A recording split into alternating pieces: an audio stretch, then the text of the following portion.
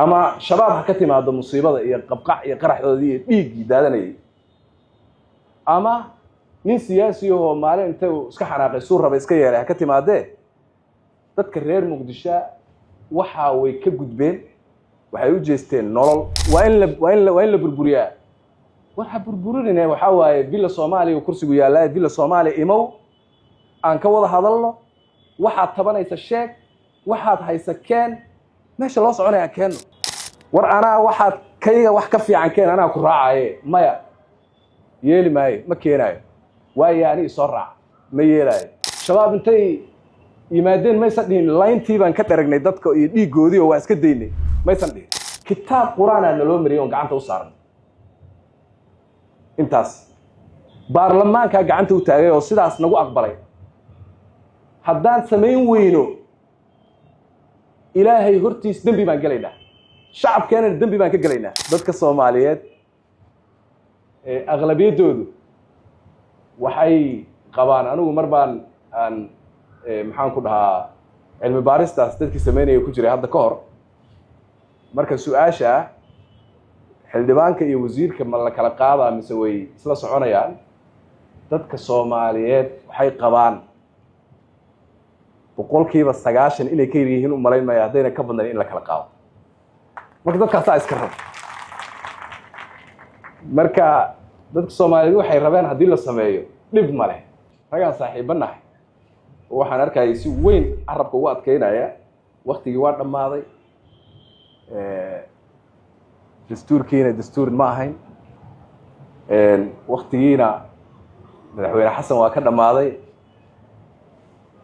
15 May buu ku eegyahay madaxweynaha u dhageyso maqal rag la arkayo si fiican ugu fasaxaynayo heer sare marka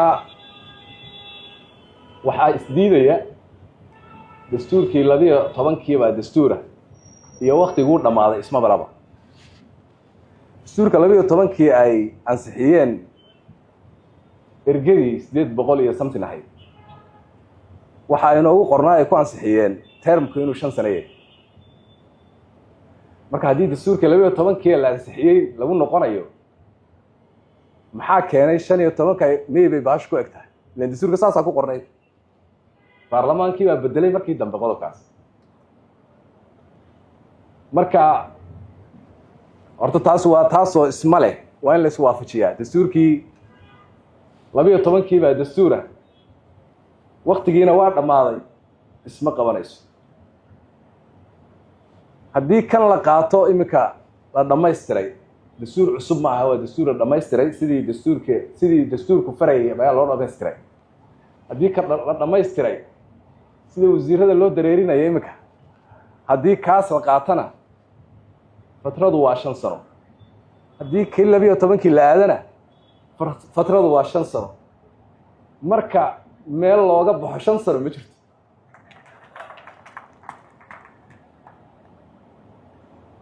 marka waxaan rabnaa dastuurka Soomaaliyeed cidii lahayd baa dhamaystirtay xildhibaanadii bariga yiri fadhigoodii ugu horeeyay intay fariisteen oo jawaari Allah naxariistay gudoominayay yiri laba qodob baan dastuurka ka bedelnay oo ahaa qodobkii 5 sano 4 sano ka dhignay waxa kale ka bedelnay madaxweynaha kala diri kara baarlamaanka qodobkaana waan ka bedelnay oo waa diidnay oo deedna sidaas ku soo shaqeynaya intaas oo dhan ee aynu sidaa u aqbalnay ee sidaa u yeelnay ee 4 sano ay xukuumadii hore ugu dhamaatay oo tii labaad ee Maxamed Cabdullaahi Farmaajo madaxweyne Maxamed Cabdullaahi ay sidaa ugu dhamaatay isla kuwii oo xildhibaanadii oo baa haddana 5 sano dib soo celiyay marka maxaa marna xaga ka dhigay afatu'minuna bi ba'd al-kitab wa takfuruna bi ba'd marka meeshii la arkaa ma loo dhaqaajinaya wax waa in jid la raaca oo siyaasaddu jid la raacay leedahay jidkaasina waa jid dimuqraadiyadana waa lagu tartamaa marka lagu tartamana cidii adkaatay baana wada cid kalena waa mucaarad laakiin way ogolaataa marka siyaasad aan qawaacid lahayn oo aan qaacidooyin ku dhisnayn oo aan dadku aynan qaacidooyinkaas ku wada qanacaynin oo aynan ku ogolayn siyaasad ma aha ninba dawlad goboleed jooga for example xildhibaanu keensanaya wuxuu soo jiirayaa beeshii iyo isinkeedii ama ugaaskeedii ama dhaqankeedii oo dhan xoog buu ku soo qaadanayaa markuu keeno oo xildhibaanadii laga aqbalo oo la yiraahdo waayahay hala dhaariyo la dhaariyo xildhibaankii uu shaqo bilaabo oo yiraahdo xildhibaankaasaan keensaday oo uu deedna ku soo shaqeeyo oo yiraahdo hebel ii dooro hebelna iga rid oo deedna xildhibaankii shaqada uu soo qabto markii uu xildhibaankii marka shaqadiisii constitutionally ahayd markuu bilaabo ee dastuurku farayay oo ah inuu xeer dejiyo inuu xukuumadda la xisaabtamo iyo inuu representation sameeyo oo dadkii uu ka yimid uu matalo shaqadiisii markuu bilaabo ayuu haddana isla asagii wuxuu oranayaa wixii xildhibaanku sameeyay waxba kama jiraan oo maxaad markii hore u keenaysa maxaa u soo dhacaysa xildhibaanka aan anugu prime minister codkiisa ku ahay ee madaxweynaheenu madaxweynaha ku yahay ee dadka Soomaaliyeed ku aqbaleen asagii u baa haddana dastuurka gacanta u taagay oo dhahay dastuurkanina waa sax asagii waana dhamaystiray maxaad kan ku aqbashay kana ku diiday anu ma fahmin yani waa siyaasad aan lahayn qawaacid iyo meel loogu laabto oo la yiraahdo hayda jecli beerka jecli la jiifiyaana banaan kaan rabaan diidaya kaan rabana waayo waxa siyaasad adduunka laga yaqaan ma siyaasiga Soomaaliga inuu ilbaxal raba waa in uu noo keenaa waxyaabahan baranay waxa kamid ah siyaasiga Soomaaliga aan hadda waxyaabahan ku aragnay oo la yaab kale waliba walaalaheen mucaaradka hadda oo ay ku tilmaamay yihiin waxa kamid ah waxna keeni maayo waxaad keentana ma yeelaayo waxna ma keenaayo waxaad keentana ma yeelaayo war anaa waxaad kayga wax ka fiican keen anaa ku raacaye maya yeeli maayo ma keenaayo waayo ani soo raac ma yeelaayo waayo hoo kayga qaado oo waxaad diidan tahayna ka tuur waxaad rabtana ku soo qor ma yeelaayo anaa soo habaysana wuxuuna si aniga aan ku soo fakaro adigu leedahay ma yeelaayo sheekadii aho ee adeeraday ayaa meesha loo soo fadhiistay waxaas ma soconayaan waxaan u baahanahay inay siyaasadeenu qaan gaarto waxaan u baahanahay in yow inaa ka baxno in yow iyo oho inaa ka baxnaa la rabaa waxaan u baahanahay siyaasad meel loo raaca leh war kursi ma rabtaa haa anna ma rabaa okay aan samaysana qawaacid adduunku wuxuu yaqaano axzaab baa la samaystaa shuruuc baa la samaystaa dastuur baa la samaystaa waa la tartamaa waa dadka lagu cararaa shacabka wax loo celiyaa ayaga wax laga doontaa meesha aan aadno ma yeelaayo dictator baa tahay oo adigaa wax adkaysanaya ani ma dictator ahaa oo maxaad rabtaa dimuqraadiyad caalamka saanu yahay xorriyadda la rabaa in dadku wax sidaas baa la rabaa nooca la rabaa keligii baa guriga isku soo xiray Xasan Sheekh baa hawsha wixii oo dhan ka dhamaysanay waay oo ma inaan aniga shamuuliyo oo wixii oo dhan isku soo qaatay oo anigu tashanayo oo aan cid laba la tashanaynin oo wixii oo dhan aad baad igu eedeynaysaa ha markaasaad magaaladii dimuqraadiyadda tagaysaa magaaladii dimuqraadiyadda ma dimuqraadiyadu doonanaysa oo ku soo shiraysa waaye dhibba male waad ka sii dartay oo haddana meel nin aan saaxiibanahay waxoogaa iskaga ciyaarood og tihiin oo dee isaguba uu og yahay iska ciyaarad waxaad idinku aragteen ayaan u sacabtumayaa oon dhahayaa waxaan doonayay ninkaas uu saxsan yahay waa yani qofka haddaad dhahdo taskiisiiso shahaada ilaahay hortiisa aad ku shahaadayso ku markhaati kacayso qofkaasi inuu saxsan yahay yani hebel wuu saxsan yahay nin baa soo istaagay wuxuu dhahay baydhabo wixii ka dhacay waxay ahaayeen annagu federal baynu nahay haddaynu nahay Soomaali dadkii Soomaaliyeed ee meesha deganaa baa fariistay way tashteen go'aan bay gaareen deedna dadka Soomaaliyeed ee deegaankaas degan koonfur galbeed hadday tashadeen ay go'aan gaareen maxaa loo diidayaa ilaahay baa ku dhaarshay ma go'aan buu ahaa kaas yaa la sirayaa yaa been loo sheegaa ninkaas wuxuu rabaa hadda uu taagan yahay Soomaaliya iyo doortu leeyahay so ma fududa hadda oo iskama sahlana marka haddayba sidaas wax u sahlan tahay waxay ku tusinaysaa un siyaasiga Soomaaliga ahi runtii inuusan deganayn ma degana deganaansho la'aan weyn ku dhacsan marka waxaan u baahanahay siyaasiga Soomaaliga inuu bismillaahir rahmaanir rahiim dhaho inuu isdejiyo deedna kursiga Ilaahay baa bixiya qofku rabo Ilaahay siiya qofku rabana Ilaahay uu ka qaadaa laakiin bani aadamka Ilaahay wuxuu aqli u siiyay oo xoolaha uga duway in ay la yimaadaan wax ay caalamka ku hogaamin karaan bani aadamka yarar buu Ilaahay wuxuu dhahay badda iyo bariga iyo xoolaha iyo geedaha iyo wax walba waan idin fududeeyay idinka hogaamiya aqliga ay ku hogaamin lahaayeen iyo tactics ay ku hogaamin lahaayeen Ilaahay waa siiyay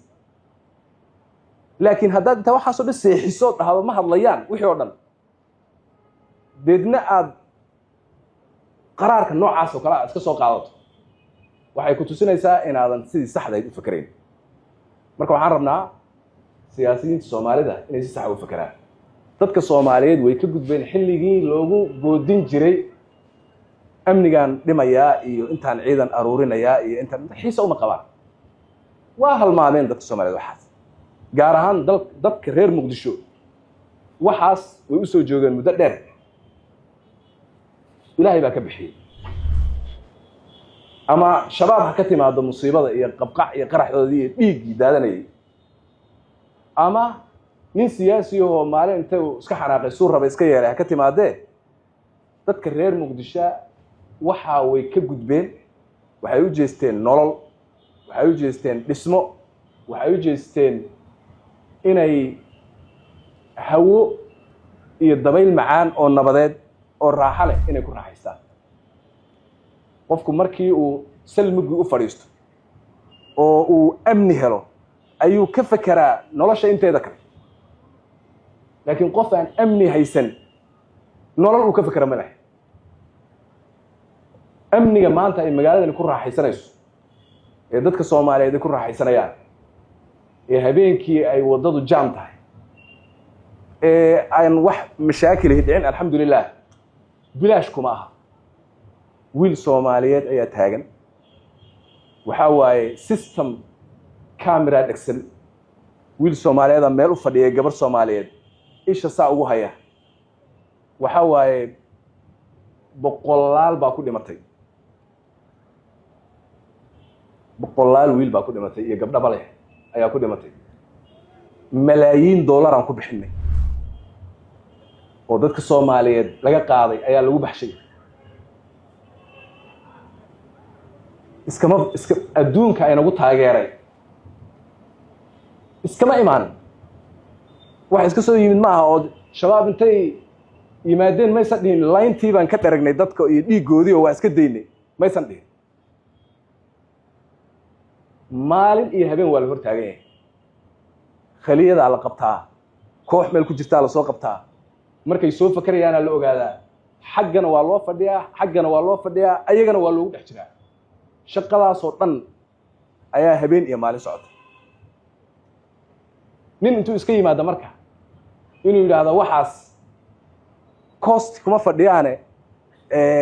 waa in la burburiyaa waxa burburinayna waxa waaye bila Soomaaliya kursigu yaalaa bila Soomaaliya imow aan ka wada hadalno waxaad tabanaysa sheeg waxaad haysa keen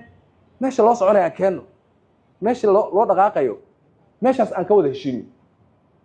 sideedabana dawladdan haddaad ictiraafsan tahay oo dawlad ku tahay ogolow baarlamaankaagu wuxuu mariyay ogolow saad kuwii horeba u ogolay taan sheegay kitaabka aayadna hadiidin aayadna hayeelay isku qaado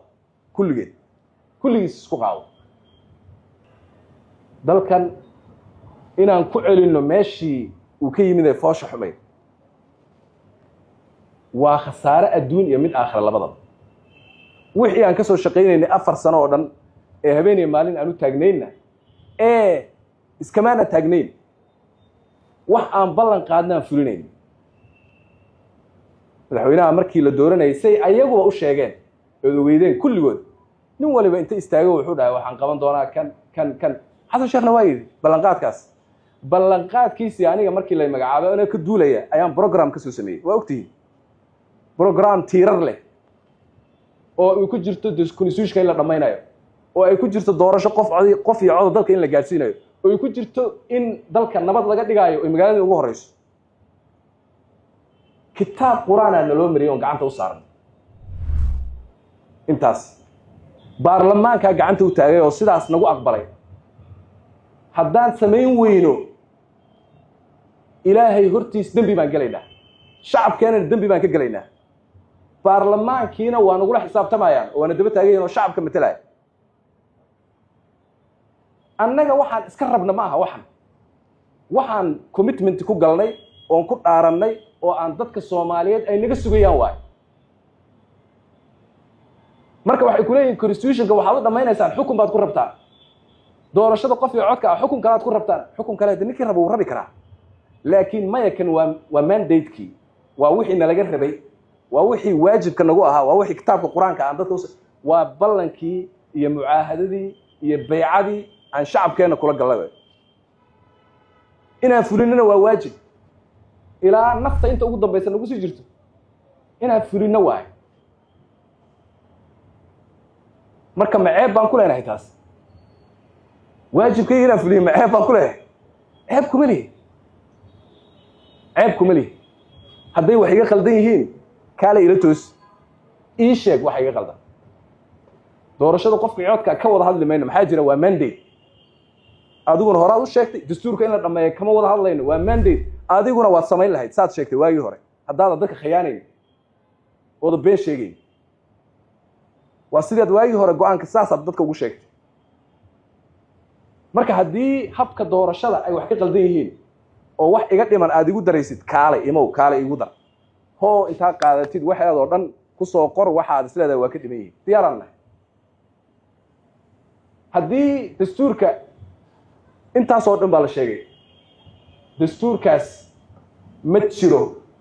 ilaa iyo hadda qaar ayaga ka midana waa iswaraysanay nin ka mida mucaaradka wuxuu sheegay inta shaashad saarannay dastuurkan ayaa waxaan ka weynay hal qodob oo aan wax ka sheegnaan ka weynay the best constitution Soomaaliya ay yeelata waay haddana ma ogolin oo dee waxbaa naga dhex galay xaramka dhexdiisu saas igu sheegay anagoo joogo markaan weydiino constitution-kan maxaa ku jira ku jaban oo ceeb ah bal qodob ii sheeg constitution-kan dhammaan qaybaha bulshada waxoodii baa ugu jira dadkii federaalka iyo maxaan ku dhahaa u carari jiray oo jeclaa parliamentarian-ka iyo dadkii jeclaa waa ugu jiraa dadkii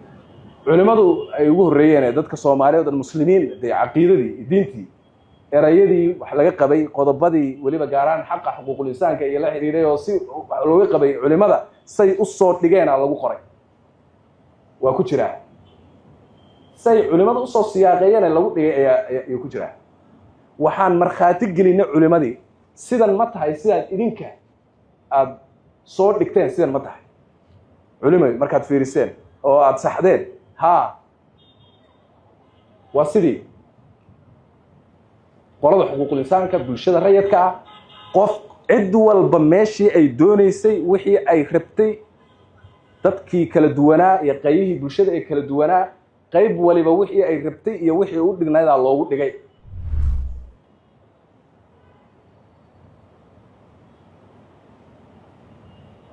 haddaan waxaan la ahay marka ilaa hadda idinkana soo fiiriye nin siyaasi ah oo hadlaaya oo le qodobkaas iyo qodobkaasi sax ma aha ma dhihi karaan maxay rabaan marka had dhaqaaqin anigu marka siyaasad laga soo shidaal qaato meel kale oo aan ognahay iyo Star Wars ka adduunka ka socda iyo Soomaaliya aysan dhaqaaqin Soomaaliya hal kala qaybiyo iyo mashaariic kale iyo Abraham Accord ma dhahayo